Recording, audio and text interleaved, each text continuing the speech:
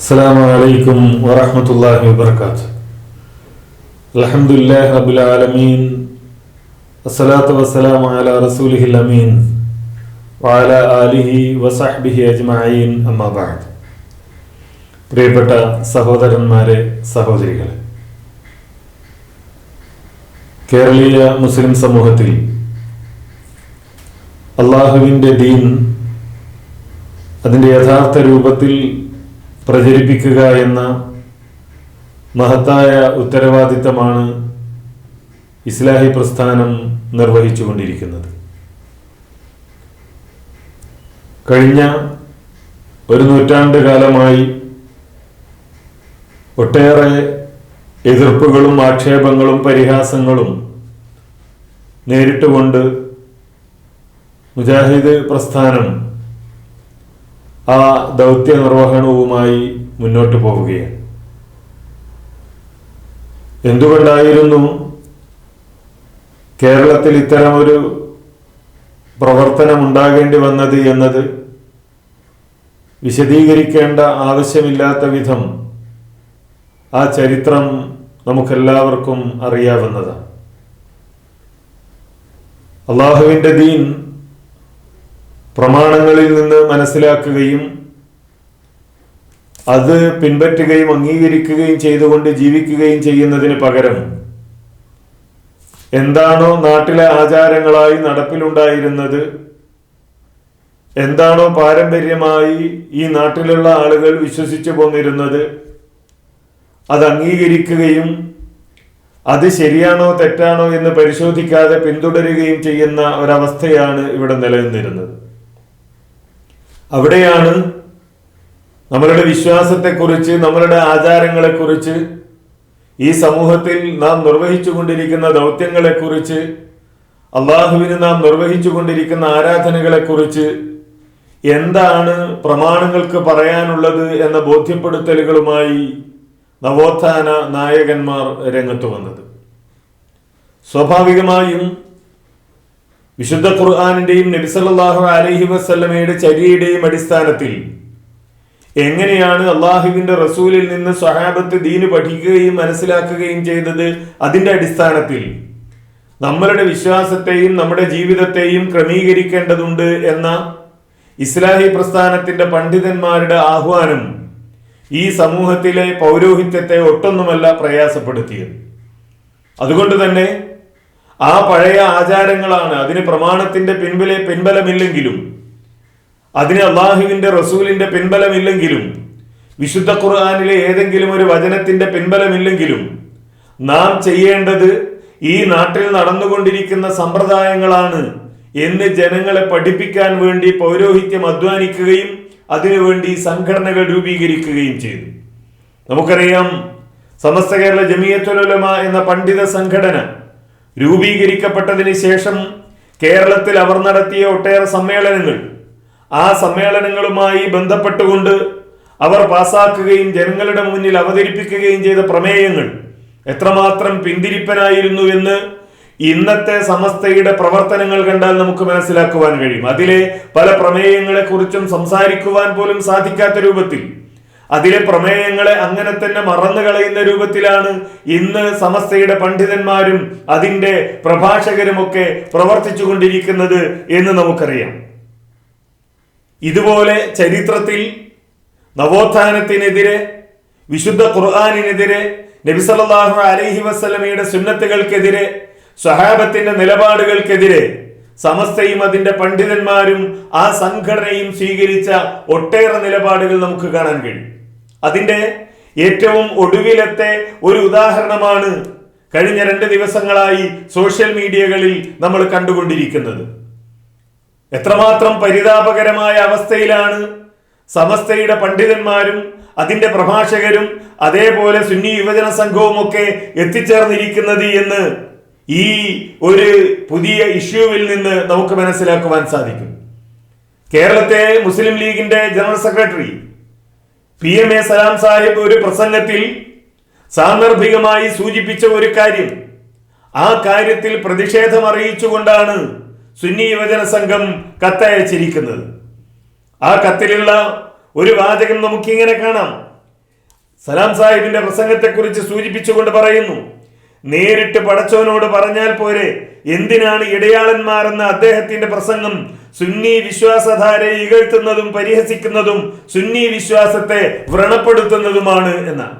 ആലോചിച്ചു നോക്കണം. ഈ സുന്നി എന്ന പ്രയോഗം കേരളത്തിലെ സമസ്തക്കാർക്ക് ഒട്ടും അനുയോജ്യമല്ല എന്ന് നമുക്ക് എല്ലാവർക്കും അറിയാം. കാരണം സുന്നത്തുമായി യാതൊരു ബന്ധവുമില്ലാത്ത നിലപാടുകളാണ് ഈ ആളുകൾ സ്വീകരിച്ചു കൊണ്ടിരിക്കുന്നത്. അതവിടെ നിൽക്കട്ടെ. എന്നാൽ ഇന്ന് സുന്നികൾ എന്ന പേരിൽ സമസ്തക്കാർ വെച്ചു പുലർത്തുന്ന ഈ വിശ്വാസം നോക്കൂ. നാം നേരിട്ട് പടച്ചവനോട് ചോദിച്ചാൽ പോരെ എന്ന ചോദ്യം പോലും ഈ ആളുകളെ അസ്വസ്ഥപ്പെടുത്തുന്നുവെങ്കിൽ എന്തൊക്കെ പദങ്ങളാണ് ഇതിൽ പ്രയോഗിച്ചത്? അത് ദുഃഖകരമാണ്, അത് പ്രതിഷേധാർഹമാണ്, അത് പരിഹസിക്കലാണ്, അത് സുന്നികളുടെ വികാരത്തെ വ്രണപ്പെടുത്തലാണ് എന്നൊക്കെയാണല്ലോ ഇതിൽ പറഞ്ഞിരിക്കുന്നത്.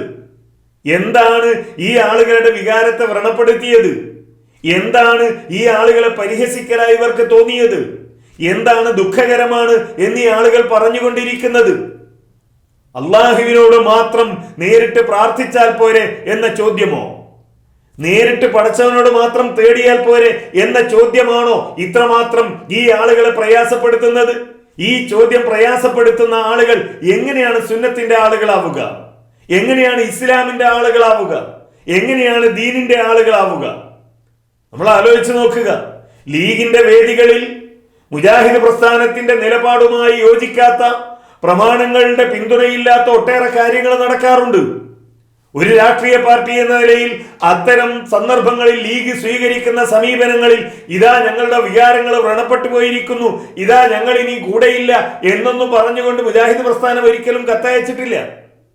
നമുക്കറിയാം, മുസ്ലിം ലീഗിന്റെ നേതാക്കളായിരുന്ന ആളുകൾ, പല ആളുകളും ചെയ്തുകൊണ്ടിരിക്കുന്ന ആചാരങ്ങൾ, സമ്പ്രദായങ്ങൾ, അതിന്റെ നേതാക്കന്മാർ ചെയ്തുകൊണ്ടിരുന്ന കാര്യങ്ങൾ, ഇപ്പൊ പാണക്കാട് തങ്ങന്മാരുടെ കൂട്ടത്തിൽ തന്നെ പെട്ട ആളുകൾ ചെയ്തുകൊണ്ടിരുന്ന മന്ത്രിക്കലും മുറുക്കെഴുതലും ഇതേപോലെയുള്ള കാര്യങ്ങൾ, അതിനെ മതപരമായി അതിനെ വിമർശിക്കുമെന്നല്ലാതെ മുസ്ലിം ലീഗിന്റെ നേതൃസ്ഥാനത്തിരുന്നു കൊണ്ട് നിങ്ങൾ ഇത് ചെയ്യുന്നത് മുജാഹിദികളുടെ വികാരത്തെ വ്രണപ്പെടുത്തലാണ്, മുജാഹിദുകൾ ശിർക്കാണ് എന്ന് പഠിപ്പിക്കുന്ന കാര്യങ്ങളാണ് നിങ്ങൾ ചെയ്തുകൊണ്ടിരിക്കുന്നത്, അതുകൊണ്ട് തന്നെ ഇത് ചെയ്യാൻ പാടില്ല, അങ്ങനെ ചെയ്യുന്ന ആളുകളെ പാർട്ടിയുടെ സ്ഥാനങ്ങളിൽ നിന്ന് പുറത്താക്കേണ്ടതുണ്ട് എന്നൊന്നും പറഞ്ഞുകൊണ്ട് മുജാഹിദുകൾ രംഗത്ത് വന്നിട്ടില്ല. ഈ ആദർശം ജനങ്ങളോട് പറയുകയാണ് മുജാഹിദ് പ്രസ്ഥാനം ചെയ്തത്.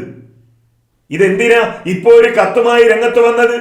കഴിഞ്ഞ കുറച്ച് കാലങ്ങളായി ഇത് നടന്നുകൊണ്ടിരിക്കുന്നു. അതായത് ലീഗ് എന്നാൽ സുന്നിയാണ്, സുന്നി എന്നാൽ ലീഗ് ആകണം എന്ന് ആഗ്രഹിക്കുന്ന ആളുകൾ അവരിങ്ങനെ പറഞ്ഞുകൊണ്ടിരിക്കുന്നുണ്ട്, ലീഗ് സുന്നിയാണ്, ലീഗ് സുന്നിയാണ് എന്ന്. അങ്ങനെ പറഞ്ഞുകൊണ്ടിരുന്ന് അത് ബോധ്യപ്പെടുത്താനുള്ള ശ്രമമായിരുന്നു കഴിഞ്ഞ ലോക്സഭാ തെരഞ്ഞെടുപ്പിൽ പൊന്നാനിയിലൊക്കെ ചില ആളുകൾ നടത്തി നോക്കിയത്. പക്ഷേ അത് അമ്പേ പരാജയപ്പെടുകയും അങ്ങനെയല്ല, ലീഗ് ലീഗാണ്, സമസ്ത സമസ്തയാണ് എന്ന് ജനങ്ങൾക്ക് ബോധ്യപ്പെടുകയും അവരത് ഈ ചിന്ത വെച്ചു പുലർത്തുന്ന ആളുകളെ ബോധ്യപ്പെടുത്തി കൊടുക്കുകയും ചെയ്തു. അപ്പൊ അതിന്റെ പരിക്കിൽ നിന്നൊക്കെ ഒന്ന് രക്ഷപ്പെടാൻ വേണ്ടിയാണ് ഇപ്പോ ഈ ഒരു ആരോപണവുമായി ഈ ആളുകൾ രംഗത്ത് വന്നുകൊണ്ടിരിക്കുന്നത്. അതിന്റെ രാഷ്ട്രീയം ഞാൻ ഇവിടെ ചർച്ച ചെയ്യാൻ ഉദ്ദേശിക്കുന്നില്ല. എന്നാൽ ഇതിന്റെ മതപരമായ വശം ചർച്ച ചെയ്യാതിരിക്കാനാവില്ല. ഏതൊരു ചോദ്യമാണ് ഇവരെ അസ്വസ്ഥരാക്കുന്നത് നമ്മൾ മനസ്സിലാക്കണം. ഒരു വിഭാഗം ആളുകൾ CM മടവൂർ എന്ന ഈ കോഴിക്കോട് ജില്ലയിൽ ജീവിച്ച് മരിച്ചുപോയ മനുഷ്യൻ, അയാളാണ് ഈ പ്രപഞ്ചത്തെ നിയന്ത്രിച്ചു കൊണ്ടിരിക്കുന്നത്, അയാളാണ് ലോകത്തെ നിയന്ത്രിച്ചു കൊണ്ടിരിക്കുന്നത്, അയാളാണ് മുദബ്ബിറുൽ ആലം എന്ന് പറഞ്ഞുകൊണ്ട് രംഗത്ത് വരുന്നു.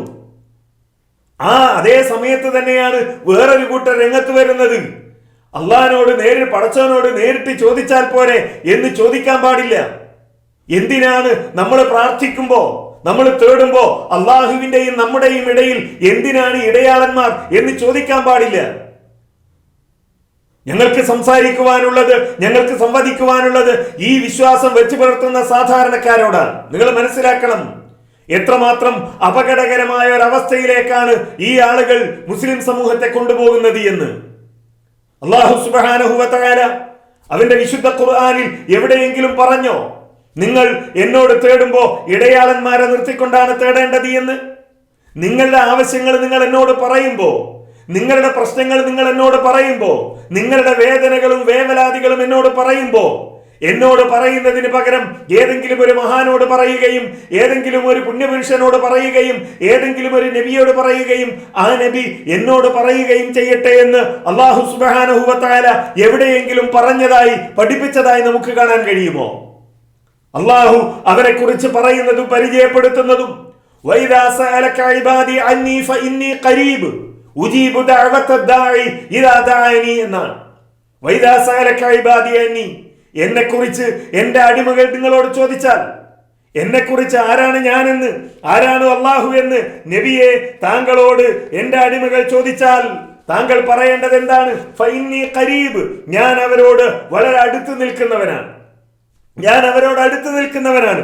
ഉജീബു ദഅവത ദാഇ ഇദാ ദഅനി, എന്നോട് പ്രാർത്ഥിക്കുന്നവൻ എന്നോട് പ്രാർത്ഥിച്ചാൽ, എന്നോട് തേടിയാൽ, എന്നോട് ദുആ ചെയ്താൽ ഞാൻ അവൻ ഉത്തരം നൽകും എന്ന് പറയാനാണ് അല്ലാഹു സുബ്ഹാനഹു വ തആല പഠിപ്പിക്കുന്നത്.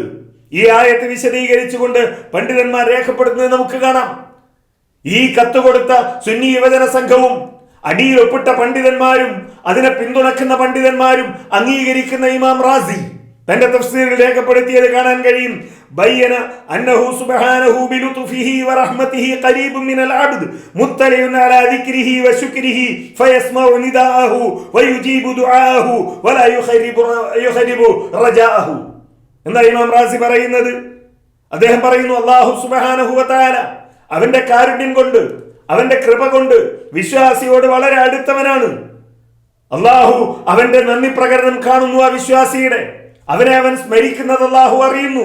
അതോടൊപ്പം തന്നെ ഫയസ്മഉ നിദാഅഹു, അവന്റെ വിളി അല്ലാഹു സുബ്ഹാനഹു വ തആല കേൾക്കുന്നു. വയുജീബു ദുആഅഹു, അവന്റെ പ്രാർത്ഥനയ്ക്ക് അല്ലാഹു ഉത്തരം നൽകുന്നു. വലാ യുഖയ്യിബു റജാഅഹു, അവന്റെ ഒരിക്കലും തന്നെ അവന്റെ പ്രതീക്ഷയെ അല്ലാഹു സുബ്ഹാനഹു വ തആല വെറുതെയാക്കുന്നില്ല. ഇവിടെ എവിടെയാണ് ഇടയാളൻ ഉള്ളത്? എവിടെയാണ് ഒരു മധ്യവർത്തിയുള്ളത്? എവിടെയാണ് ഒരു നബിയോട് തേടി ആ നബി അള്ളാഹുവിനോട് പറയുക എന്ന അവസ്ഥയുള്ളത്? എവിടെയാണ് ഒരു പുണ്യപുരുഷൻ, ഒരു മഹാൻ ഉള്ളത്? ആ മഹാനോട് പറയുകയും ആ മഹാൻ എന്നിട്ട് അള്ളാഹുവിനോട് പറയുകയും ചെയ്യുന്ന അവസ്ഥ എവിടെയാണ് നമുക്ക് കാണാൻ കഴിയുന്നത്? അങ്ങനെ ഒരു ചിന്ത, അങ്ങനെ ഒരു നിർദ്ദേശം എവിടെയും നമുക്ക് കാണാൻ സാധിക്കുന്നില്ല.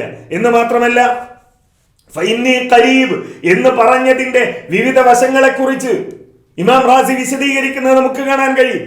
ഫൈദാ സഅലൂഹു അലൈഹി സ്വലാത്തു വസ്സലാം, നബി സല്ലല്ലാഹു അലൈഹി വസല്ലമയോട് ഈ ആളുകളെ ഞാൻ ചോദിച്ചാൽ എന്താ അവർ ചോദിക്കുന്നത്?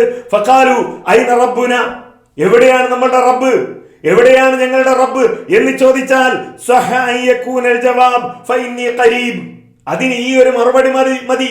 ഫഇന്നി ഖരീബ്. പല ചോദ്യങ്ങളാകാം, പക്ഷേ ഉത്തരം ഒന്നാണ്. എന്താ ഒരു ചോദ്യം? ഐന റബ്ബുന, എവിടെയാണ് ഞങ്ങളുടെ റബ്ബ് എന്ന ചോദ്യത്തിന് ആ റബ്ബ് അടുത്തുള്ളവനാണ്. നിങ്ങളുടെ പ്രാർത്ഥന കേൾക്കാൻ, നിങ്ങളുടെ പ്രാർത്ഥനകൾക്ക് ഉത്തരം നൽകാൻ ആ റബ്ബ് അടുത്തുള്ളവനാണ് എന്നതാണ് മറുപടി. വകദാലിക ഇൻസഅലൂഹു അലൈഹി സ്വലാത്തു വസ്സലാം ഫഖാലു ഹൽ യസ്മഉ റബ്ബുനാ ദുആന, ഞങ്ങളുടെ പ്രാർത്ഥന റബ്ബ് കേൾക്കുമോ എന്ന ചോദ്യത്തിന് ഉത്തരം ഫഇന്നി ഖരീബ്, അവൻ അടുത്തുള്ളവനാണ് എന്ന് തന്നെയാണ് ഉത്തരം. വീണ്ടും ചോദിക്കുന്നു, വഇൻസഅലൂഹു കൈഫ നദഉഹു ബിറഫി സൗതി ഔ ബിഇഖ്ഫാഇഹി, എങ്ങനെയാ ഞങ്ങൾ തേടേണ്ടത്? ഉറക്കെ തേടണോ അതല്ല പതുക്കെ ദുആ ചെയ്താൽ മതിയോ എന്ന ചോദ്യത്തിനും ഉത്തരം ഇത് തന്നെയാണ് എന്നിങ്ങനെ പറഞ്ഞുകൊണ്ട് ഇമാം റാസി അത് വിശദീകരിക്കുന്നത് നമുക്ക് കാണാൻ കഴിയും. അപ്പോ ഈ ഒരു അല്ലാഹു, ആ അല്ലാഹുവിനോട് നേരിട്ട് ചോദിക്കണം എന്ന് പറയുന്നത് എങ്ങനെയാണ് സുന്നികളുടെ വികാരത്തെ വ്രണപ്പെടുത്തുക? സുന്നികളുടെ വികാരത്തെ അത് വ്രണപ്പെടുത്തുന്നില്ല. സമസ്തക്കാരുടെ വികാരത്തെ അത് വ്രണപ്പെടുത്തിയേക്കാം. പൗരോഹിത്യത്തിന്റെ ജനങ്ങൾക്കിടയിൽ, ജനങ്ങളുടെയും അള്ളാഹുവിന്റെയും ഇടയിൽ മതിലുകൾ സൃഷ്ടിക്കുകയും അതുവഴി ഈ സമുദായത്തെ ചൂഷണം ചെയ്യണം എന്നാഗ്രഹിക്കുകയും ചെയ്യുന്ന പൗരോഹിത്യത്തെ ഒരു പക്ഷേ ഇത് വേദനിപ്പിച്ചേക്കാം, ഇത് ദുഃഖിപ്പിച്ചേക്കാം, അവരുടെ വികാരത്തെ അത് വ്രണപ്പെടുത്തിയേക്കാം, അത് പരിഹാസമാണെന്ന് ഈ ആളുകൾക്ക് തോന്നിയേക്കാം. എന്ന് മാത്രമല്ല, അല്ലാഹു സുബ്ഹാനഹു വ തആല വളരെ കൃത്യമായി തന്നെ പറയുകയും പഠിപ്പിക്കുകയും ചെയ്യുന്ന ഒരു കാര്യം ഈ ശുപാർശക്കാരില്ല എന്നത് തന്നെയാണ്. അള്ളാഹുവിന്റെയും അവന്റെ അടിമകളുടെയും ഇടയിൽ അവരുടെ ആവശ്യങ്ങൾ പറയാൻ ഒരു ശുപാർശക്കാരില്ല. അങ്ങനെ ശുപാർശക്കാരെ സ്വീകരിച്ചവരെ എതിർക്കുകയാണ് ഇസ്ലാം ചെയ്തത്. നോക്കൂ, അല്ലാഹു പറയുന്നത് സൂറത്ത് യൂനുസിൽ അല്ലാഹു പറയുന്നു, വയഅബുദൂന മിൻ ദൂനില്ലാഹി മാ ലാ യദുർറുഹും വലാ യൻഫഉഹും വയഖൂലൂന ഹൗലായി ശുഫാഉന ഇൻദല്ലാഹ്. ഇവരാരാധിക്കുന്നത് ആരെയാ? ഇവരെ ഇബാദത്ത് ചെയ്യുന്നത് ആരെയാ? എന്താ അവർ ചെയ്ത ഇബാദത്ത്? ഈ ലോകത്തിന്റെ സൃഷ്ടാവ് അള്ളാഹു ആണെന്ന് അവർ അംഗീകരിച്ചു, നിയന്താവ് അള്ളാഹു ആണെന്ന് അംഗീകരിച്ചു, കൈകാര്യകർത്താവ് അള്ളാഹു ആണെന്ന് അംഗീകരിച്ചു. ഇതൊക്കെ അംഗീകരിച്ചു കൊണ്ട് തന്നെ ഈ ആളുകൾ അള്ളാഹു അല്ലാത്തവരോട് പ്രാർത്ഥിച്ചു, അള്ളാഹുവിനോടും പ്രാർത്ഥിച്ചു ആളുകൾ. അതിന് പുറമെ അള്ളാഹു അല്ലാത്തവരോടും പ്രാർത്ഥിച്ചു. ഒരു ഉപകാരവും ചെയ്യാൻ കഴിയാത്ത, ഒരു ഉപദ്രവവും ചെയ്യാൻ കഴിയാത്ത ശക്തികളോട് അവർ തേടി.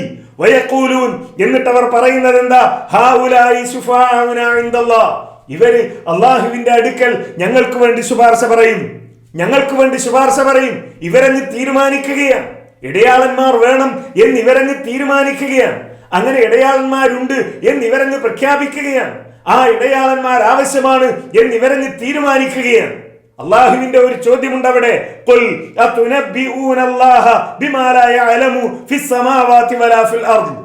നിങ്ങൾ വിചാരിക്കുന്നുണ്ടോ ആകാശഭൂമികൾക്കിടയിലുള്ളതൊന്നും അറിയാത്തവർ അള്ളാഹുവിനെ നിങ്ങളങ്ങ് അറിയിച്ചു കൊടുക്കുകയാണോ? അള്ളാഹിനെ നിങ്ങളങ്ങ് പഠിപ്പിക്കാൻ ശ്രമിക്കുകയാണോ? അള്ളാഹ്ക്ക് ഇതൊന്നും അറിയില്ല, ഇങ്ങനെ ഇടയാളന്മാര് വേണമെന്നൊന്നും അറിയില്ല, അതുകൊണ്ട് അത് നിങ്ങളങ്ങ് അള്ളാഹുവിനെ അറിയിച്ചു കൊടുക്കുകയാണോ എന്നാണ് റബ്ബിന്റെ ചോദ്യം. ഈ കത്തെഴുതിയ, ആ കത്തിൽ ഒപ്പിട്ട, ആ കത്ത് ശരിയാണെന്ന് വിശ്വസിക്കുന്ന മുഴുവൻ ആളുകളോടുമാണ് അല്ലാഹു സുബ്ഹാനഹു വ തആല ചോദിക്കുന്നത്. ഇങ്ങനെ ശുപാർശക്കാര് വേണം, ഇടയാളന്മാര് വേണം എന്നാണ് നിങ്ങൾ പറയുന്നതെങ്കിൽ, ആ ചോദ്യമാണ് നിങ്ങൾ അസ്വസ്ഥമാക്കുന്നതെങ്കിൽ, ആ ചോദ്യമാണ് നിങ്ങളുടെ വികാരത്തെ വ്രണപ്പെടുത്തിയതെങ്കിൽ, ആ ചോദ്യമാണ് നിങ്ങളുടെ മനസ്സിൽ ദുഃഖമുണ്ടാക്കിയതെങ്കിൽ, അള്ളാഹുവിന്റെ ചോദ്യം അതുനബ്ബിഊനല്ലാഹ ബിമാ ലാ യഅലമു ഫിസ് സമാവാതി വലാ ഫിൽ അർദ്, അല്ലാഹുവിനെ നിങ്ങൾ അങ്ങ് അറിയിച്ചു കൊടുക്കുകയാണോ എന്ന് മാത്രമല്ല, എന്നിട്ട് അല്ലാഹു സുബ്ഹാനഹു വ തആല പറയുന്നു, സുബ്ഹാനഹു വ തആല അമ്മാ യുശ്രികൂൻ. സുബ്ഹാനഹു വ തആല അമ്മാ യുശ്രികൂൻ, അല്ലാഹു പരിശുദ്ധനാണ്. ഇവര് പങ്കുചേർക്കുന്നതിൽ നിന്ന് അല്ലാഹു സുബ്ഹാനഹു വ തആല പരിശുദ്ധനാണ്. ഈ ആയത്ത് വിശദീകരിച്ചുകൊണ്ടാണ് ഇമാം റാസി തന്റെ സുപ്രസിദ്ധമായ ഒരു വചനം രേഖപ്പെടുത്തുന്നത്. എങ്ങനെയാണ്?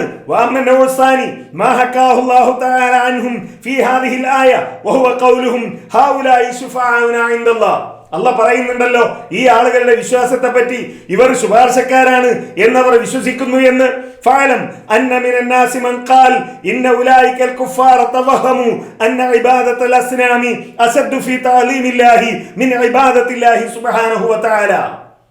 അല്ലാഹുവിനെ ഇബാദത്ത് ചെയ്യുന്നതിനേക്കാൾ, അള്ളാഹുവിനെ ആരാധിക്കുന്നതിനേക്കാൾ ഈ ബിംബങ്ങളെ, അതേപോലെ തന്നെ ഈ വിഗ്രഹങ്ങളെ, അവയ്ക്ക് ഇബാദത്ത് ചെയ്യുന്നതാണ് നല്ലത് എന്ന് വിശ്വസിച്ചിരുന്ന ആളുകൾ അവിടെ ഉണ്ടായിരുന്നു. ഫഖാലു, എന്താ അവര് പറഞ്ഞത്?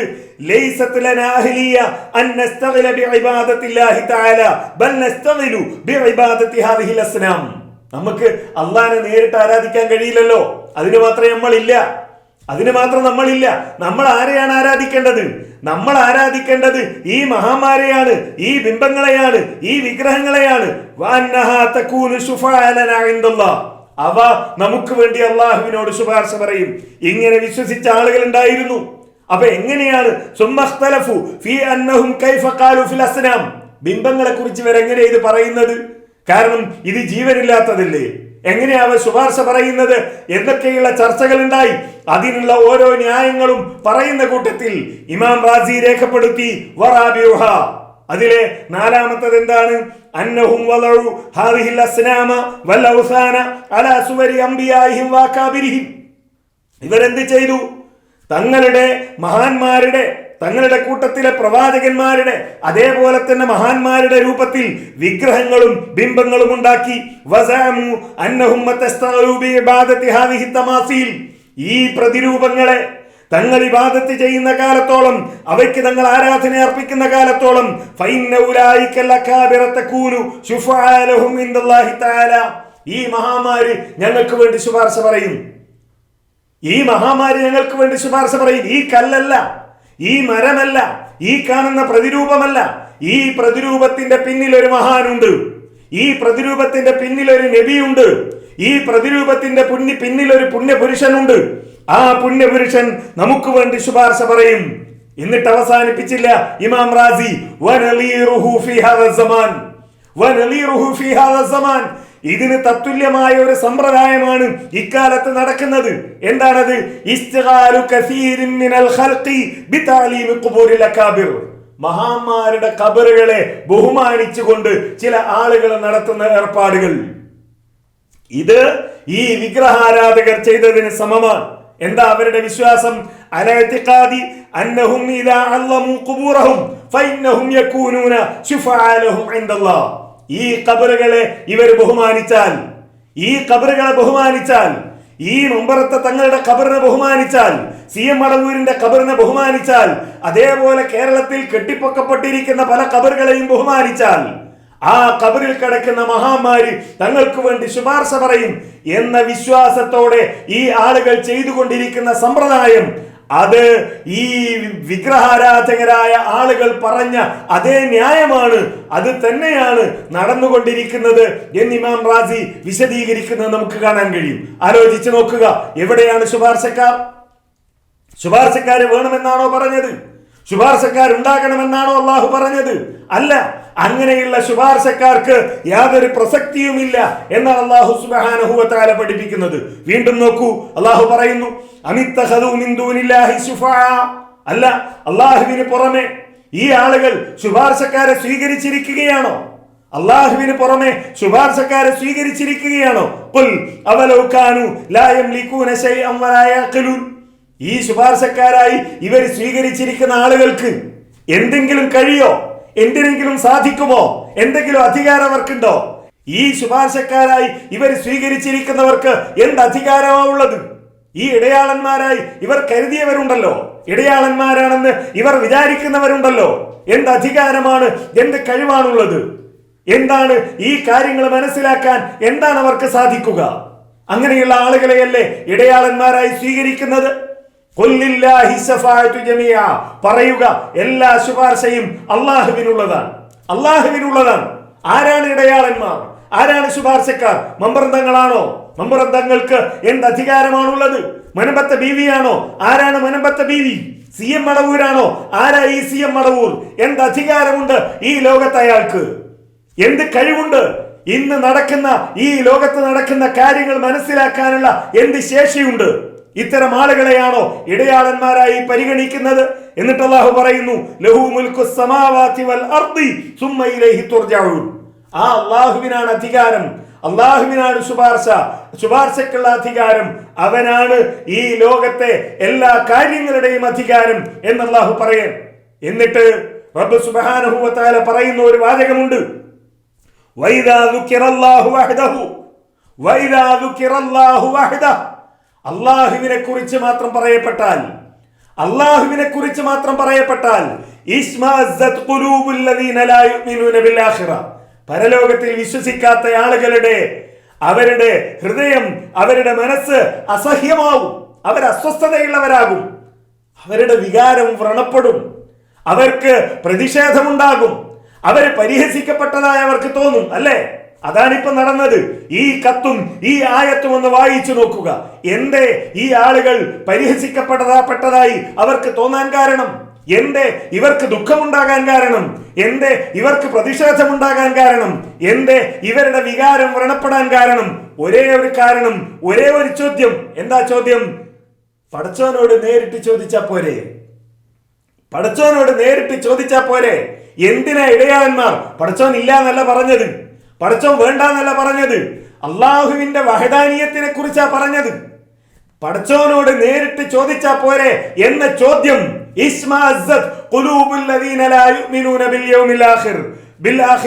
പരലോകത്തിൽ വിശ്വസിക്കാത്ത ആ ചോദ്യം കേട്ടപ്പോഴാണ് ഈ ആളുകളുടെ മനസ്സ് അസഹ്യമായത്, അസ്വസ്ഥമായത്, ഇവരുടെ മനസ്സിൽ പ്രയാസമുണ്ടായത്.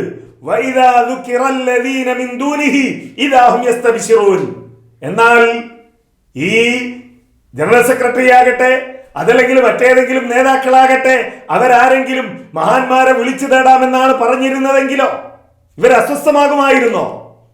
ഇവർ അസ്വസ്ഥമാകുമായിരുന്നോ? ഇവർ കത്തയക്കുമായിരുന്നോ? ഇവർക്ക് അത് പ്രതിഷേധാർഹമാണ് എന്ന് തോന്നുമായിരുന്നു? ഇല്ല, അവർ ആഹ്ലാദിക്കുമായിരുന്നു, അവർ സന്തോഷിക്കുമായിരുന്നു.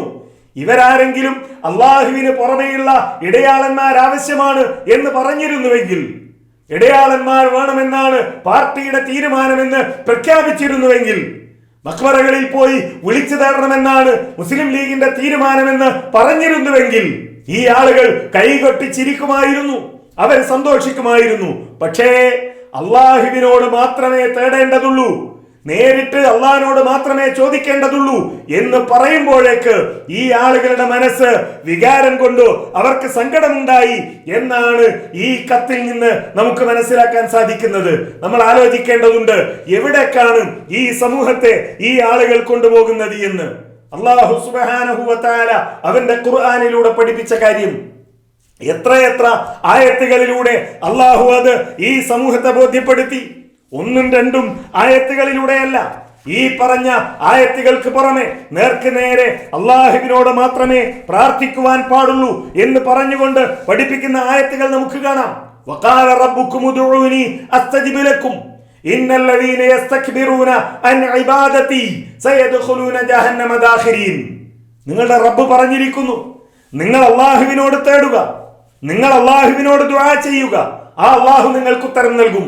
എവിടെയെങ്കിലും ഇതുപോലെ ഒരു വചനം, ഇതാ നിങ്ങൾ നബിയോട് തേടിക്കൊള്ളുക, ആ നബി എന്നോട് പറഞ്ഞിട്ട് ഞാൻ നിങ്ങൾക്ക് ഉത്തരം നൽകും, നിങ്ങൾ വലിയകളെ വിളിച്ച് തേടിക്കൊള്ളുക, നിങ്ങളുടെ സങ്കടങ്ങളും വിഷമങ്ങളും നിങ്ങളുടെ കൂട്ടത്തിലെ മഹാന്മാരോട് നിങ്ങൾ പറയുക, ആ മഹാന്മാർ എന്നോട് പറയും, ഞാൻ നിങ്ങളുടെ പ്രശ്നങ്ങൾ പരിഹരിക്കും എന്ന് അല്ലാഹു സുബ്ഹാനഹു വ തആല എവിടെയെങ്കിലും പറഞ്ഞതായി നമുക്ക് കാണാൻ കഴിയുമോ?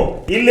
നേരെ മറിച്ച് റബ്ബിനോട് മാത്രം ഇൻ തദഊഹും ലാ യസ്മഉ ദുആഅക്കും വലൗ സമിഉ മസ്തജാബു ലക്കും വയൗമൽ ഖിയാമത്തി യക്ഫുറൂന ബിശിർകിക്കും വലാ യുനബ്ബിയുക മിസ്ലുൽ ഖബീർ. അല്ലാഹു എത്ര കൃത്യമായാണത് പറഞ്ഞത്.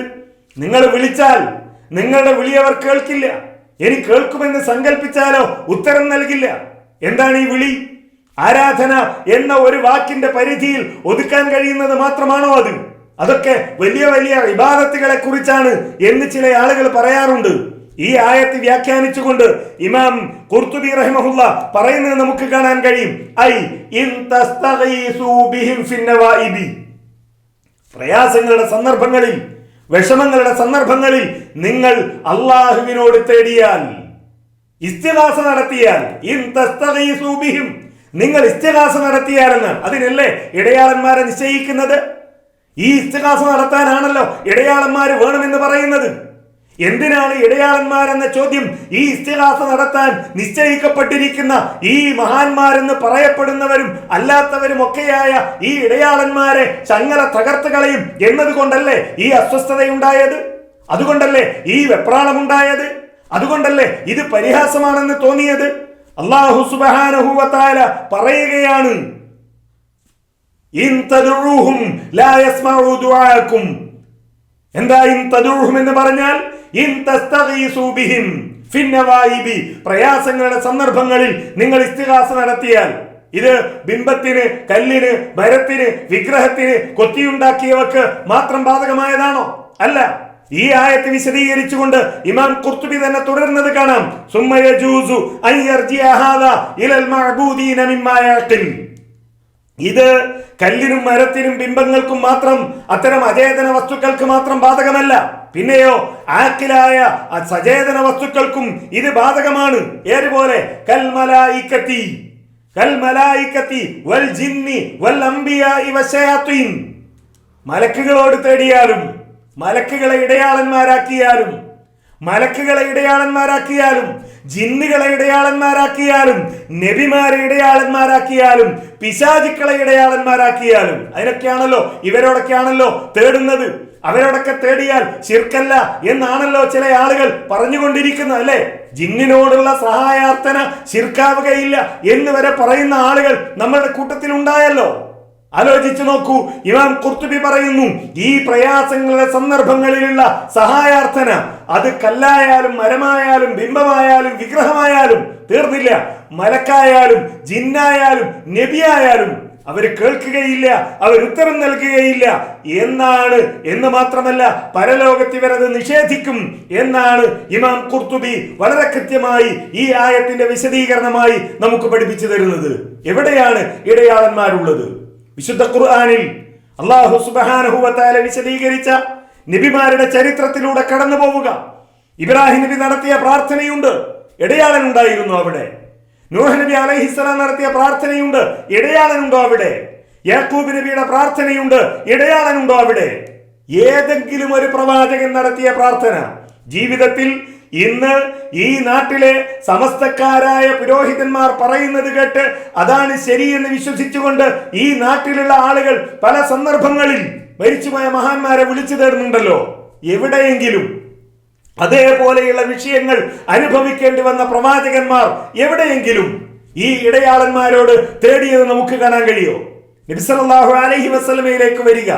അള്ളാഹുവിന്റെ റസൂലിന്റെ മുമ്പ് വഫാത്തായി പോയ മരണപ്പെട്ടു പോയ പ്രവാചകന്മാരുണ്ട്. ആ പ്രവാചകന്മാരുടെ സമൂഹത്തിൽ ജീവിച്ച മഹാന്മാരായ ആളുകളുണ്ട്. ആരെയെങ്കിലും ഇടയാളനാക്കി ഒരു പ്രാർത്ഥന നബി സല്ലല്ലാഹു അലൈഹി വസല്ലമ പഠിപ്പിച്ചു തന്നതായി നമുക്ക് കാണാൻ കഴിയോ? ഒരു പ്രാർത്ഥനയെങ്കിലും. ഇതാ, നിങ്ങൾ ഇബ്രാഹിം നബിയെ ഇടയാളനാക്കി നടത്തുക, നിങ്ങൾ ഇസ്മായിൽ നബിയെ ഇടയാളനാക്കി നടത്തുക, നൂഹ് നബിയെ ഇടയാളനാക്കി നടത്തുക, മൂസാ നബിയെ ഇടയാളനാക്കി നടത്തുക, ഇനി അല്ലെങ്കിൽ ജീവിച്ചിരിക്കുന്ന ഈസാ നബി അലൈഹിസ്സലാമിനെ ഇടയാളനാക്കി നടത്തുക. ഇങ്ങനെ ഒരു കൽപ്പന എവിടെയെങ്കിലും ഈ കത്തെഴുതിയ ആളുകൾക്ക് കാണിക്കാൻ കഴിയുമോ? നബി സല്ലല്ലാഹു അലൈഹി വസല്ലം അങ്ങനെ ഒരു പ്രാർത്ഥന പഠിപ്പിച്ചതായി അള്ളാഹുവിന്റെ റസൂല് പഠിപ്പിക്കാത്ത ഒരു ഇടയാളൻ എന്തിനാണ് എന്ന ചോദ്യം എങ്ങനെയാണ് ഈ ആളുകൾ അസ്വസ്ഥരാക്കുന്നത്? ആലോചിച്ചു നോക്കണം. പൗരോഹിത്യത്തെ ആ ചോദ്യം അസ്വസ്ഥരാക്കിയേക്കാം. പക്ഷേ ഈ സമൂഹത്തിലെ മുസ്ലിങ്ങളെ ഒട്ടും അസ്വസ്ഥമാക്കേണ്ടതില്ല ആ ചോദ്യം. കാരണം നേരിട്ട് പടച്ചവനോട് ചോദിച്ചാ പോരെ എന്ന ചോദ്യം, ആ ചോദ്യത്തിന്റെ ഉത്തരമാണ് പ്രവാചകന്മാരുടെ ജീവിതം. ഒരു പ്രവാചകനും നേരിട്ട് റബ്ബിനോടല്ലാതെ ഒരിടയാളനോടും ചോദിച്ചതായി നമുക്കിവിടെയും കാണാൻ കഴിയില്ല.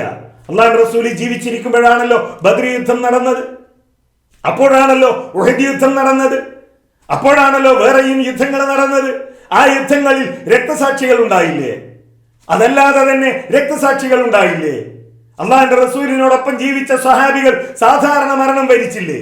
എവിടെയെങ്കിലും ഈ മഹാന്മാരൊക്കെ ഇടയാളന്മാരാണ്, ഈ രക്തസാക്ഷികൾ ഇടയാളന്മാരാണ്, അതുകൊണ്ട് നിങ്ങൾ അവരോട് തേടുക, നിങ്ങൾ അവരോട് പ്രാർത്ഥിക്കുക എന്ന് പറഞ്ഞുകൊണ്ട് ഒരു കൽപ്പന നബി സല്ലല്ലാഹു അലൈഹി വസല്ലമ നടത്തിയതായി എവിടെയെങ്കിലും നമുക്ക് കാണാൻ സാധിക്കുമോ?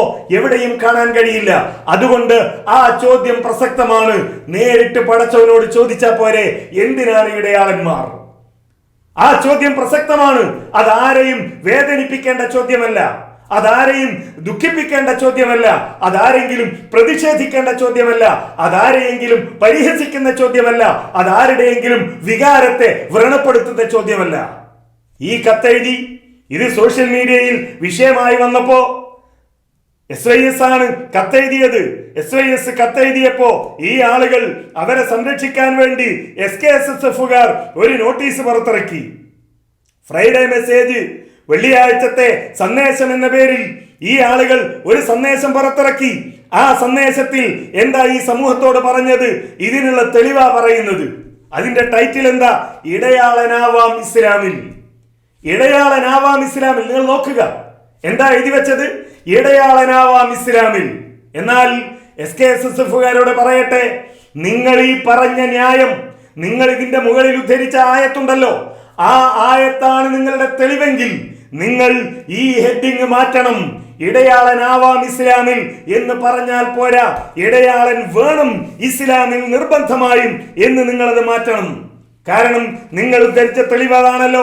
നിങ്ങൾ ഉദ്ധരിച്ച തെളിവാണ് ശരിയെങ്കിൽ, നിങ്ങൾ ഉദ്ധരിച്ചത് നിങ്ങൾ ഈ പറയുന്ന വാദത്തിനുള്ള തെളിവാണെങ്കിൽ നിങ്ങൾ മാറ്റേണ്ടതുണ്ട്. നിങ്ങളുടെ ടൈറ്റിൽ ഇടയാളൻ നിർബന്ധമാണ്. കാരണം എന്താ നിങ്ങൾ എഴുതിയത്? നിങ്ങളുടെ തെളിവെന്താ? വിശുദ്ധ ഖുർആനിലെ സൂറത്തു നിസായിലെ 64-ാമത്തെ ആയത്ത്, നിശ്ചയം സ്വശരീരങ്ങളോട് അക്രമം കാണിച്ചവർ നബിയെ അങ്ങേ സമീപിച്ച് അള്ളാഹുവോട് പാപമോചനം തേടുകയും റസൂൽ അവർക്ക് വേണ്ടി പാപമോചനം തേടുകയും ചെയ്താൽ തൗബ സ്വീകരിക്കുന്നവനായും കരുണ ചെയ്യുന്നവനായും അള്ളാഹുവിനെ അവർ എത്തിക്കും. ഇതാണല്ലോ സംഭവം. ഇതിന്റെ മുമ്പ് വിശദീകരിച്ച സംഭവങ്ങളുമായി, ആയത്തിലെ സംഭവങ്ങളുമായി ബന്ധപ്പെട്ടുകൊണ്ടാണ് ആയത്ത്. ആ ചരിത്രം ഞാൻ വിശദീകരിക്കുന്നില്ല. പഠിക്കാൻ ആഗ്രഹിക്കുന്ന ആളുകൾക്ക് ഏതെങ്കിലും ഒരു ഖുർആൻ പരിഭാഷ പരിശോധിച്ചാൽ അത് മനസ്സിലാക്കുവാൻ കഴിയും. നബി സല്ലല്ലാഹു അലൈഹി വസല്ലമയുടെ തീരുമാനത്തിനെതിരെ നിന്നു ചില സ്വഹാബികൾ. ആ തീരുമാനത്തിനെതിരെ നിന്ന സ്വഹാബികൾ അവരുടെ തൗബ അള്ളാഹു സ്വീകരിക്കണമെങ്കിൽ എന്ത് വേണം? അവർ അള്ളാഹുവിനോട് തൗബ ചെയ്യണം. പോരാ, അവർ നബി സല്ലല്ലാഹു അലൈഹി വസല്ലമയുടെ അരികിൽ വന്ന് പറ്റിപ്പോയ തെറ്റിനെ കുറിച്ച് അള്ളാഹിന്റെ റസൂലിനോട് പറയണം. എന്നിട്ട് അള്ളാഹുവിന്റെ റസൂൽ സല്ലല്ലാഹു അലൈഹി വസല്ലം അവർക്ക് വേണ്ടി പൊറുക്കലിനെ തേടണം. എങ്കിലേ അവരുടെ പാപം പൊറുക്കുകയുള്ളൂ എന്ന്. അതാണ് ഇടയാളന്മാരാവാം ഇസ്ലാമിൽ എന്നതിന് തെളിവെങ്കിൽ ഇടയാളന്മാർ ആവാം എന്ന് പോരാ, ഇടയാളന്മാർ നിർബന്ധമാണ് എന്ന് പറയേണ്ടി വരും.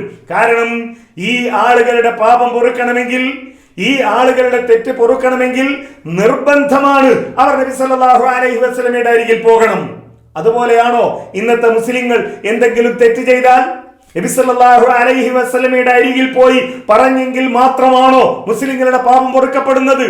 SKSSFകാരൻ പറയണം, ഈ ആയത്ത് തെളിവാണെങ്കിൽ അള്ളാഹിന്റെ റസൂലിന്റെ അരികിൽ പോയി പാപമോചനത്തിന് തേടൽ നിർബന്ധമാണ്.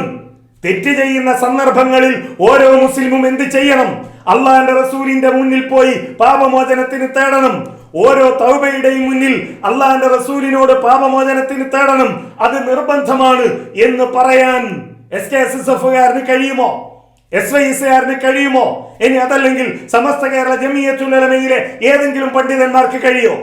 അങ്ങനെ ഒരു നിയമം ഇസ്ലാമിലുണ്ടോ? ഈ ആയത്ത് വലൗ അന്നഹും ളലമു അൻഫുസഹും ജാഊക ഫസ്തഗ്ഫിറുല്ലാഹ വസ്തഗ്ഫറ ലഹുമുർ റസൂൽ ലവജദുല്ലാഹ തവ്വാബർ റഹീമ എന്ന ആയത്ത് വിശദീകരിച്ചുകൊണ്ട് ഇമാം റാസി പറയുന്നത് നമുക്ക് കാണാൻ കഴിയും. അദ്ദേഹം പല മസ്അലകളും പറയുന്ന കൂട്ടത്തിൽ പറയാൻ അൽ മസ്അലത്തു സാനിയ, അൽ മസ്അലത്തു സാനിയ രണ്ടാമത്തെ മസ്അല ലിഖായിലിൻ അൻ യഖൂൽ, ഒരാൾക്ക് ചോദിക്കാമല്ലോ, അലൈസ ലവിസ്തഗ്ഫറുല്ലാഹ വതാബു അലാ വജ്ഹിൻ സഹീഹിൻ ലകാനത് തൗബതുഹും മഖ്ബൂല. ഒരു അല്ലാഹുവോട് പൊറുക്കലിനെ തേടിയ പോരെ, അവർ അള്ളാഹിനോട് ഇസ്തിഗ്ഫാർ നടത്തിയ പോരെ. സാധാരണ ഒരാളുടെ ജീവിതത്തിൽ ഒരു തെറ്റ് വന്നാൽ അത് ചെയ്താൽ മതി, ഇടയാളന്മാര് വേണ്ട. അള്ളാഹ് റസൂലിനോട് ഇസ്തിഗ്ഫാർ നടത്തണ്ട, അള്ളാഹ് റസൂലിനോട് പൊറുക്കലിനെ തേടണ്ട. നേർക്ക് നേരെ ഞാനൊരു തെറ്റ് ചെയ്താൽ, ഒരാൾ മദ്യപിച്ചാൽ, ഒരാൾ വ്യഭിചരിച്ചാൽ, ഒരാൾ കളവ് പറഞ്ഞാൽ, അന്യന്റെ മുതൽ തട്ടിയെടുത്താൽ, ഇങ്ങനെ എന്ത് തെറ്റ് ഒരാളുടെ അരികിൽ വന്നാലും അയാൾ തൗബ ചെയ്യണം. ആ തൗബക്ക് വ്യത്യസ്തമായ രൂപങ്ങളുണ്ട്. അത് മറ്റുള്ളവരുമായി ബന്ധപ്പെട്ടതാണെങ്കിൽ അതിനുള്ള മര്യാദയുണ്ട്. അതേപോലെ തന്നെ അള്ളാഹുവിന്റെ ഹക്കുമായി ബന്ധപ്പെട്ടതാണെങ്കിൽ അതിന്റെ തൗബയുടെ രൂപമുണ്ട്. അത് രണ്ടും രണ്ടാണ്. ഇതിൽ ഞാൻ അള്ളാഹുവിന്റെ ഹക്കുമായി മദ്യപിക്കുക പോലെ, അതല്ലെങ്കിൽ മറ്റേതെങ്കിലും തിന്മകൾ പോലെ അള്ളാഹുവിന്റെ കൽപ്പനയ്ക്ക് എതിര് ചെയ്തതാണെങ്കിൽ ഞാൻ അള്ളാഹുവിനോട് ഇസ്തിഗ്ഫാർ നടത്തിയാൽ മതി, വേറെ ആരോടും പറയണ്ട. നേരെ മറിച്ച് അന്യന്റെ മുതല് കട്ടെടുത്തതാണെങ്കിലോ, ഞാൻ അയാളോട് ഇത് പറയാതെ ഞാൻ ഒരാളുടെ സമ്പത്ത് കട്ടെടുത്തു, എന്നിട്ടോ ഞാൻ പടച്ചോനോട് പറയാ, പടച്ചോനെ നീ എനിക്ക് പുറത്തു തരണേ, പോരാ. അങ്ങനെ പറഞ്ഞാ പോരാ. മറിച്ച് അയാളോട് പറയണം, ഇങ്ങനെ എനിക്ക് സംഭവിച്ചിട്ടുണ്ട്, നിങ്ങളുടെ ഒരു സ്വത്ത് ഞാൻ അന്യായമായി കവർന്നെടുത്തിട്ടുണ്ട്, അത് നിങ്ങൾ എനിക്ക് പുറത്തു തരണം എന്ന് അയാളോട് പറയുകയും അയാൾ അത് പുറത്തു തരികയും വേണം. ഇവിടെ ഇമാം റാസി പറയാൻ, ഇങ്ങനെ ചെയ്താ പോരെ, അള്ളാഹിനോട് മാത്രം പറഞ്ഞാ പോരെ. ലക്കാനത് തൗബതുഹും മഖ്ബൂല, അങ്ങനെയാണെങ്കിൽ അവരുടെ തൗബ സ്വീകരിക്കുമല്ലോ. ഫമൽ ഫായിദതു ഫീ ലമ്മി ഇസ്തിഗ്ഫാരി റസൂലി ലസ്തിഗ്ഫാരിഹിം, അവരുടെ പൊറുക്കലിനെ തേടലിന്റെ കൂടെ എന്തിനാ അള്ളാഹിന്റെ റസൂലിന്റെ ഒരു പൊറുക്കലിനെ തേടൽ എന്ന് ചോദിച്ചേക്കാം. കൊല്ല അൽ ജവാബു അൻഹു മിൻ വുജൂഹ്, ഒരുപാട് രൂപത്തിൽ അതിന് മറുപടി പറയാം എന്ന് പറഞ്ഞിട്ട് അൽ അവ്വൽ അദ്ദേഹം പറയുന്ന ഒന്നാമത്തെ മറുപടി, അന്നദാലിക തഹാകുമ ഇല ത്വാഗൂതി കാന മുഖാലഫതൻ ലിഹുക്മില്ലാ, അള്ളാഹിന്റെ കൽപ്പനക്കെതിരാണ് ഇവർ അള്ളാഹുവിനോട് അള്ളാഹുവിന്റെ റസൂലിന്റെ വിധിയെ മറികടന്നുകൊണ്ട് താഗൂത്തിന്റെ വിധിയിലേക്ക് പോയത്. അള്ളാഹിന്റെ റസൂലിന്റെ വിധി അവർ മാറ്റിവെച്ചു, എന്നിട്ട് മറ്റു വിധി സ്വീകരിച്ചു എന്നത് അള്ളാഹിന്റെ കൽപ്പനക്കെതിരാണ്. അത് അള്ളാഹിന്റെ റസൂലിനോടുള്ള അപരാധം കൂടിയാണ് അവർ ചെയ്തത്. അള്ളാഹിന്റെ റസൂലിനും അതിൽ പ്രയാസമുണ്ടായി. ആ റസൂൽ അവിടെ ഉണ്ടായിരിക്കെ, ആ റസൂൽ ഒരു വിധി പറഞ്ഞിരിക്കെ അത് അവഗണിച്ചവർ പോയതിൽ അള്ളാഹിന്റെ റസൂലിനും പ്രയാസമുണ്ട്. അള്ളാഹിന്റെ റസൂലിന്റെ കൽബിലും പ്രയാസമുണ്ടായി, വിഷമമുണ്ടായി, സങ്കടമുണ്ടായി. വമൻ കാന ദംബുഹു കദാലിക്, അടിവരയിട്ട് മനസ്സിലാക്കണം. വമൻ കാന ദംബുഹു കദാലിക്, ആരുടെയെങ്കിലും പാപം അങ്ങനെയാണെങ്കിൽ വജബ അലൈഹിൽ ഇഅ്തിദാറു അൻ ദാലിക ദംബി ലിഗൈരിഹി, ആ തെറ്റ് ആരോടാണോ ചെയ്തത് ആർക്കാണോ പ്രയാസമുണ്ടാക്കിയത്, ആർക്കാണോ വിഷമമുണ്ടാക്കിയത്, അയാളോടും അത് പറയണം. അയാളിൽ നിന്നും ഒഴിവ് കഴിവ് നേടണം.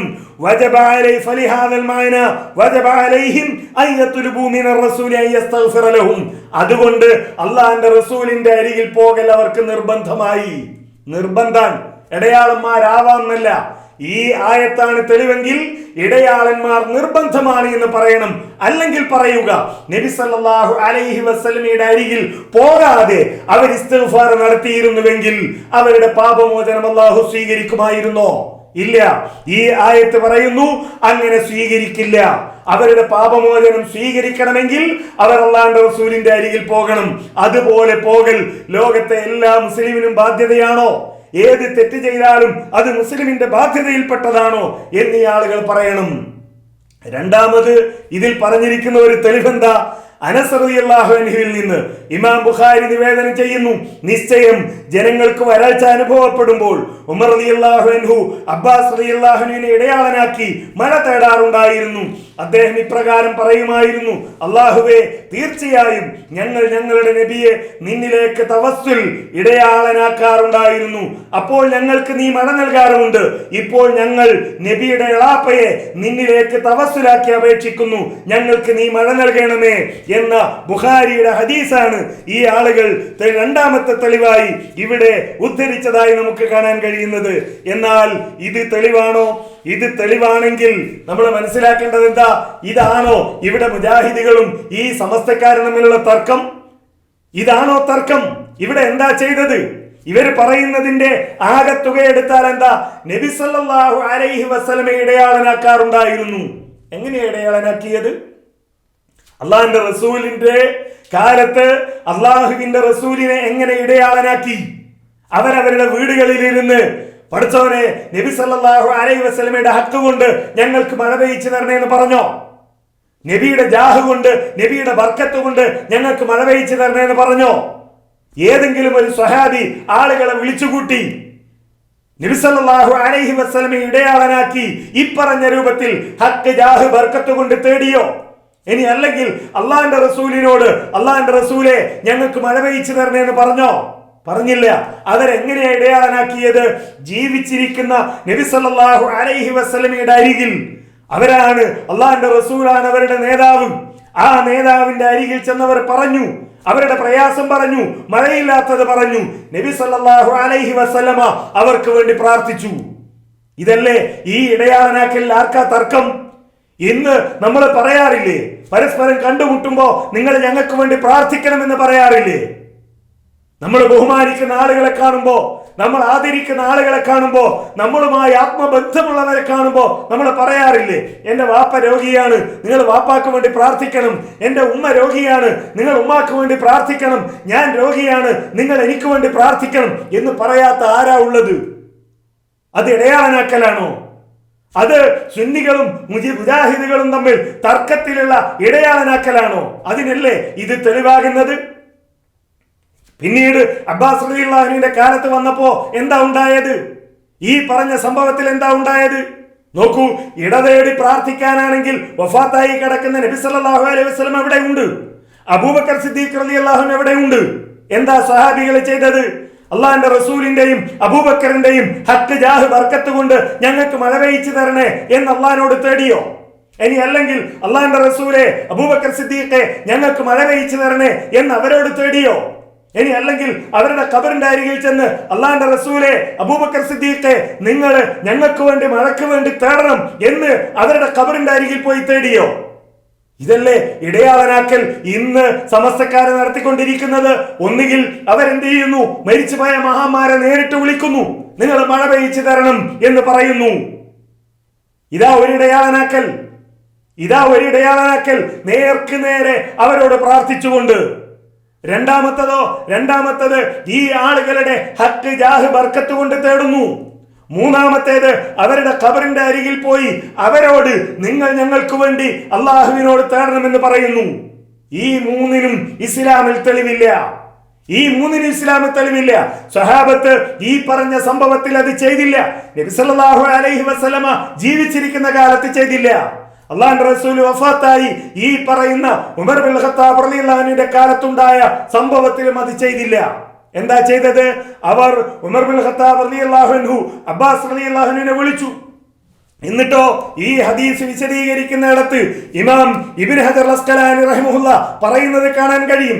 ഇബ്നുൽ മുനീറിന്റെ അഭിപ്രായം എടുത്തു കൊടുക്കുകയാണ്. വഅൻ ഹദീസ് അനസ് ബി അന്ന ഫീ ഖൗലി ഉമർ കുന്നാ നതവസ്സലു ഇലൈക ബിനബിയിക്, ഞങ്ങൾ നിന്റെ നബിയെ കൊണ്ട് ഞങ്ങൾ ഇടതേടാറുണ്ടായിരുന്നു, തവസ്സുലാക്കാറുണ്ടായിരുന്നു എന്ന് പറഞ്ഞതിലുണ്ട് ദലാല അലാ അന്ന ലിൽ ഇമാമി മദ്ഖലൻ ഫിൽ ഇസ്തിസ്ഖാ, ഇസ്തിസ്ഖായിൽ മഴയ്ക്ക് വേണ്ടിയുള്ള തേട്ടത്തിൽ ഇമാമിനൊരു പങ്കുണ്ട്, ഇമാമിനൊരു ഉത്തരവാദിത്തമുണ്ട് എന്ന് ഇതിൽ നിന്ന് മനസ്സിലാക്കാം.